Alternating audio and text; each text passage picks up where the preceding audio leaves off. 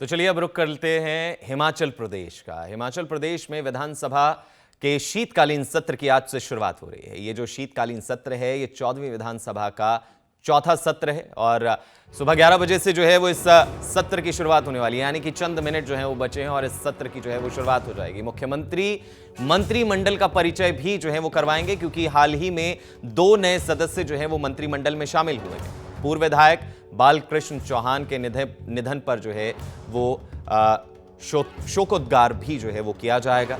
प्रश्नकाल में विधायक तमाम प्रश्न पूछते हुए नजर आएंगे। सरकार विधायक में जो है वो संशोधन के लिए प्रस्ताव भी लाएगी, यानी कि पूरी कानूनी प्रक्रिया तमाम चीजें जो है वो होती हुई धर्मशाला में नजर आएंगे। विंटर सेशन की जो है वो आज से शुरुआत है और धर्मशाला जो है वो बहुत ही अपने खूबसूरत नजारों के लिए जाना जाता है और विंटर सेशन के लिए भी। धर्मशाला में विंटर सेशन पर जो है वो काफी पैसा भी खर्च हुआ है, इसके बारे में भी जो है वो अलग अलग आर्टिकल सामने आ रहे हैं। और खास बात यह है कि इस बार जो है वो मंत्रिमंडल का विस्तार हुआ है। कहा यह जा रहा है कि इस बार विधानसभा सेशन में जो है वो तमाम जितने भी विधायक वहां पहुंच रहे हैं, जो मंत्री पहुंच रहे हैं, उनको अपने अपने कमरे जो है वो अलॉट हुए हैं। साथ ही साथ काफी कुछ जो है वो अहम इसमें रहने वाला है।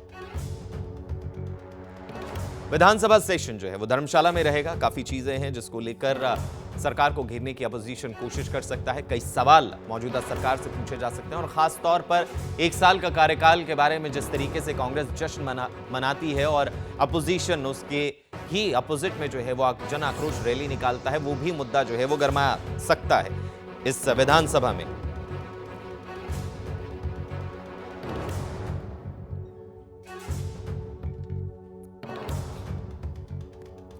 तो विधानसभा सेशन हिमाचल का बहुत खास है। हिमाचल के लिए काफी ऐसे फैसले लिए जा सकते हैं जो हिमाचल प्रदेश की जनता के लिए खास हो सकते हैं, लेकिन अपोजिशन तमाम मुद्दों को लेकर, चाहे वो 1 साल के कार्यकाल का मुद्दा है, चाहे वो आपदा का मुद्दा है, चाहे वो केंद्र से मदद मिलने का मुद्दा है, तमाम मुद्दे जो हैं उस पर हंगामा हो सकता है। कई ऐसे मुद्दे हैं जिसको लेकर अपोजिशन जो है वो मौजूदा सरकार को घेरता हुआ नजर आएगा। बहुत से ऐसे सवाल हैं जिसके जवाब जो है वो मौजूदा सरकार को देने होंगे। क्या कुछ जो है वो निकल कर आएगा, वो एक बड़ा सवाल है कि आखिर जनता के लिए क्या कुछ निकल के आएगा। हंगामा होगा, ठीक है, तमाम मुद्दों पर सरकार को घेरा जाएगा, ठीक है, लेकिन जन कल्याण में कौन से फैसले लिए जाते हैं जो सीधा लोगों तक पहुंचेंगे, सीधा लोगों को फायदा पहुंचाएंगे, इन चीज पर जो है वो नजर रहेगी उन तमाम विधायकों पर जो अपनी बात रखेंगे और खास तौर पर नए जो मंत्री बने हैं उनका किस तरीके से जो है वो स्वागत किया जाता है, उनको कितना बात रखने का मौका दिया जाता है, वो भी चीजें जो हैं वो जरूर नोटिस जो है वो इस सदन में, इस विधानसभा के शीतकालीन सत्र में जरूर नोटिस की जाएंगी। अब जो है वो अगले 5 से 6 दिन तक तपोवन में ही ये पूरी की पूरी जो सरकार है वो रुकती हुई नजर आएगी।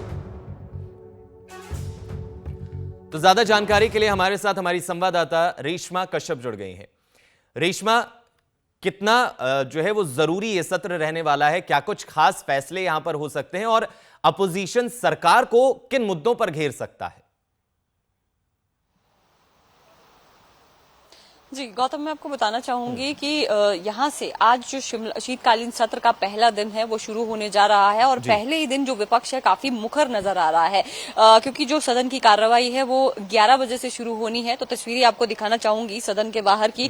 वहां पर आपको जो विपक्ष के लोग हैं अभी नजर आ रहे होंगे। एक अजीब, हम कह सकते हैं, एक नया जो अनोखा तरीका विपक्ष ने यहाँ पर प्रोटेस्ट करने का जो अपनाया है। आपको बताना चाहूंगी कि आज जो विपक्ष है इस तरह से सफेद एक एप्रन पहनकर यहाँ पर सदन के अंदर पहुंचे हुए, जिस पर 10 गारंटियां लिखी गई हैं। और कुछ देर पहले जब नेता प्रतिपक्ष यहां पर संबोधित कर रहे थे मीडिया को, तो उन्होंने यही कहा कि सरकार ने 1 साल के कार्यकाल में जो गारंटी देने का वादा किया था उसमें से एक भी गारंटी अभी तक पूरी नहीं हो पाई है। इसके अलावा आपदा के दौरान में जो कार्य प्रणाली है प्रदेश सरकार की वो अच्छी नहीं रही है। अपनों को लाभ देने का जो प्रयास है किया गया है, महिलाओं को 1500 रुपए नहीं मिले हैं। तो यही से हम अंदाजा लगा सकते हैं कि इस बार का जो ये शीतकालीन सत्र है काफी गहमा गहमी भरा रहने वाला है। गर्मजोशी के साथ जो विपक्ष यहाँ पर पहुंच रहा है, विभिन्न मुद्दों को लेकर जो विपक्ष है प्रदेश सरकार को घेरने वाली है। इसके अलावा अगर हम सरकार की बात करें तो प्रदेश में अभी जो 1 साल है, 1 साल का कार्यकाल है वो प्रदेश सरकार का पूरा हो चुका है। जो 10 गारंटियों में से 3 गारंटियों की बात मुख्यमंत्री लगातार कह रहे हैं कि 3 गारंटियां पूरी की जा चुकी है, तो उसके बारे में और 1 साल के अंदर कितना काम सरकार की ओर से किया गया है उसका ब्यौरा भी यहाँ पर जो है रखा जाएगा। इसके अलावा आज का जो दिन है वो महत्वपूर्ण हम इसीलिए भी कह सकते हैं क्योंकि संभावना ये जताई जा रही है कि एक जो प्रक्रिया होती है, क्योंकि उपाध्यक्ष जो अभी है विधानसभा के उन्हें नहीं चुना गया है, तो अगर विपक्ष की ओर से कोई कैंडिडेट नहीं दिया जाता है तो अभी फिलहाल ये संभावना बनी हुई है कि जो विधानसभा उपाध्यक्ष है उन्हें आज यहां पर चुना जा सकता है। इसके अलावा प्रक्रिया की अगर हम बात करें तो एक दिन पहले, चुनाव से एक दिन पहले विधानसभा अध्यक्ष को नोटिस जारी किया जाता है, उसके अगले दिन जो चुनाव है वो प्रक्रिया पूरी अमल में लाई जाती है। तो आज ये कहा जा रहा है कि नोटिस दिया जाएगा, अगर विपक्ष कहता है कि उनकी तरफ से कोई कैंडिडेट सवाल नहीं है, और इसका जवाब उपाध्यक्ष के चाहूंगा लिए कि क्या जनता से जुड़े भी फैसले लिए जा सकते हैं? कुछ आज ऐसे प्रस्ताव जो है वो लाए जा सकते हैं जिससे सीधा फायदा जो है वो जनता को हो सकता है, कुछ ऐसा प्लान है? जी, बहरहाल आज के दिन अगर हम कहें तो हिमाचल प्रदेश की इकोनॉमी को लेकर हेल्थ से रिलेटेड और विभिन्न जो विभाग है उनसे संबंधित जो सवाल है यहाँ पर सदन के अंदर पूछे जाएंगे और जो संबंधित विभाग के मंत्री है उनकी ओर से उनका जो जवाब है वो दिया जाएगा। बहरहाल आज की जो सदन की कार्रवाई है 11 बजे से शुरू होगी और शोकोदगार के साथ आज की जो सदन की कार्रवाई है शुरू की जाएगी। 23 तारीख तक सदन की जो प्रक्रिया है वो चलने वाली है, तो अलग अलग तरह के जो इश्यूज यहाँ पर उठेंगे। जाहिर सी बात है जब सदन में कोई मुद्दा उठेगा तो उसका जो समाधान है यहाँ पर उठाया जाएगा और जनता को कहीं ना कहीं फायदा बिल्कुल रेशमा, तमाम खबरों पर नजर रहेगी, क्या कुछ फैसले लिए जाते हैं उसके लिए हम आपके साथ लगातार जुड़े रहेंगे क्योंकि ये सदन बहुत ज्यादा खास है। शुक्रिया रेशमा तमाम जानकारी के लिए। सदन खास इसलिए है क्योंकि इसमें बहुत कुछ जो है वो होने वाला है। पहली चीज, हंगामे की शुरुआत यहीं से नजर आ रही है कि किस तरीके का सत्र रहने वाला है। दूसरी चीज, कुछ ऐसे फैसले होने की उम्मीद है जिसका सीधा असर जो है वो जनता पर हो, लेकिन वो फैसले क्या होंगे, कैसे होंगे, क्या वो धरातल पर उतर पाएंगे, वक्त के साथ उनकी तस्वीर जो है वो साफ होती हुई नजर आएगी।